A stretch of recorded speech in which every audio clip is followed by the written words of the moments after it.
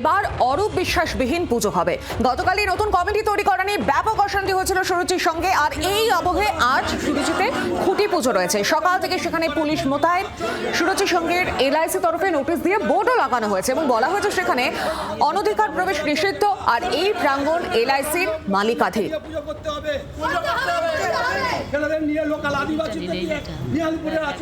আর এবার সুরুচির সঙ্গে আজ খুঁটি পুজো। গতকাল অশান্তির আবহে আজ কিন্তু খুঁটি পুজো। সরাসরি নজর রাখবো, সেখান থেকে রয়েছেন আমাদের প্রতিনিধি বিক্রম দাস। বিক্রম, গতকালের অশান্তির পর আজ খুঁটি পুজো হচ্ছে এবং অরূপ বিশ্বাসবিহীন পুজো, কি ছবি সকাল থেকে? একেবারেই রথের দিন সমস্ত রীতিনীতি মেনে সুরুচির সঙ্গে খুঁটি পুজো শুরু হয়েছে এবং ইতিমধ্যেই নতুন সম্পাদক যাকে বেছে নেওয়া হয়েছে সৌরভ শিকদার, বিধায়ক দমদমের, তিনি কিন্তু রয়েছেন আমাদের সঙ্গে। তার সঙ্গে অবশ্যই আমরা কথা বলবো। তার আগে একবার ছবিটা দেখিয়ে নেবো সুরুচির সঙ্গে খুঁটি পুজোর। একবার ক্যামেরা পার্সনকে দেখাতে বলবো যে ইতিমধ্যেই যারা সুরুচির সঙ্গে ক্লাবের লোকজন রয়েছেন তারা কিন্তু এখানে উপস্থিত রয়েছেন। ইতিমধ্যেই খুঁটি পুজোর যে প্রক্রিয়া তা কিন্তু শুরু করে দেওয়া হয়েছে এবং এবার অবশ্যই অন্য একটা মাত্রা এই সুরুচির সঙ্গে। তার কারণ আমরা জানি যে এই পুজোকে কেন্দ্র করে যিনি মূল উদ্যোক্তা প্রতিবাদ থাকতেন সেই অরূপ বিশ্বাস তারা কিন্তু এবার আর নেই। একেবারে নতুনভাবে কিন্তু যে সম্পাদক তিনি এই খুঁটি পুজো করছেন এবং সরাসরি আমি কথা বলবো সৌরভ শিকদারের সঙ্গে এবং জানার চেষ্টা করবো। মূলত আমরা এতদিন দেখেছিলাম এর আগে প্রাক্তন মন্ত্রী অরূপ বিশ্বাস তিনি এই পুজোর মূল উদ্যোক্তা ছিলেন, এবার আপনাকে সম্পাদক বেছে নেওয়া হচ্ছে। গতকাল একটা হট্টগোল তৈরি হয়েছিল নতুন কমিটিকে তৈরি করা দিয়ে, আজকে মূলত এই খুঁটি পুজো কীভাবে চলছে? কোনো নিজে আমাদের শুনুন, আমাদের পার্টিতে তো কোনো হুইপ দিয়ে দেওয়া হয় না। কিছু লোকের মনে হয়েছিল, আর সবথেকে বড় কথা এখানে পার্টিরও ব্যাপার নেই, এলাকাবাসীর ক্ষোভ হয়েছিল।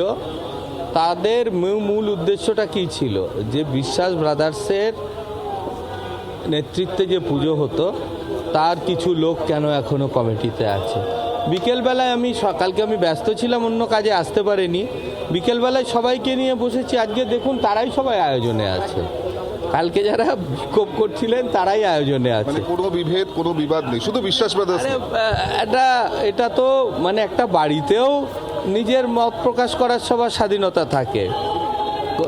এইখানে যা হয়ে এসছে এতদিন ধরে মানুষের মনের মধ্যে ক্ষোভ জমে আছে সঙ্গত কারণে। এবার তারা ভেবেছে হয়তো যে কেন তাদের তার কমিটির সব লোক তো খারাপ ছিলেন না।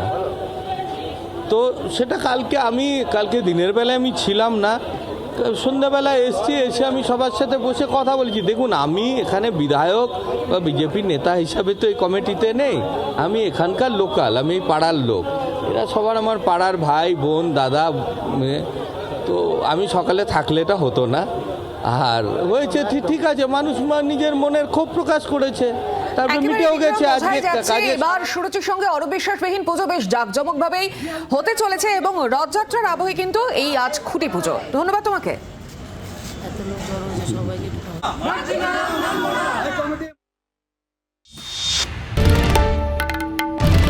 বাংলার আওয়াজ, বাঙালির আবেগ, জি 24 ঘন্টা।